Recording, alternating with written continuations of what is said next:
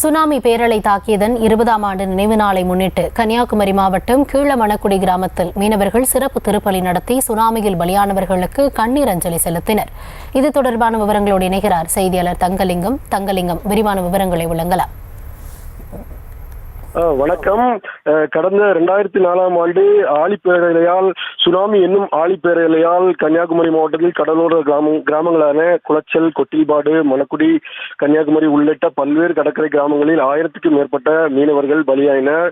இந்நிலையில் ஆழிப்பேரலையின் 20வது ஆண்டு நினைவு தினம் இன்று கன்னியாகுமரி மாவட்டத்தில் அனுசரிக்கப்பட்டது. இதன் தொடர்ச்சியாக மணக்குடி மீனவ கிராமத்தில் அமைந்துள்ள தேவாலயத்தில் இன்று காலை சிறப்பு நினைவு திருப்பலி நடந்தது. இந்த திருப்பலியில் ஆழிப்பேரலையில் சிக்கி உயிரிழந்தவர்களின் உறவினர்கள், குடும்பத்தினர் உட்பட ஏராளமானோர் கலந்து கொண்டு இறந்தவர்களின் ஆத்மா அமைதி அடையவும் இது போன்ற துயர சம்பவங்கள் உலகில் எங்கும் நடைபெறாமல் இருக்க வேண்டி இறைவனை பிரார்த்தனை செய்தனர். இதனைத் தொடர்ந்து சுனாமியால் உயிரிழந்தவர்களை அடக்கம் செய்ய கல்லறை பகுதிக்கு சென்று அங்குள்ள கல்லறையில் கண்ணீருடன் அஞ்சலி செலுத்தினர்.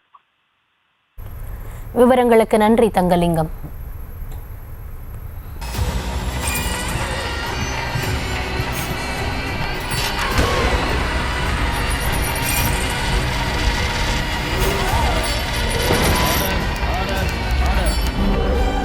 நிகழ்தகவு குற்றங்களின் மறுபரிமாணம் நாள்தோறும் இரவு 10 மணிக்கு இணைந்திருங்கள் நமது நியூஸ் தமிழ் தொலைக்காட்சியோடு.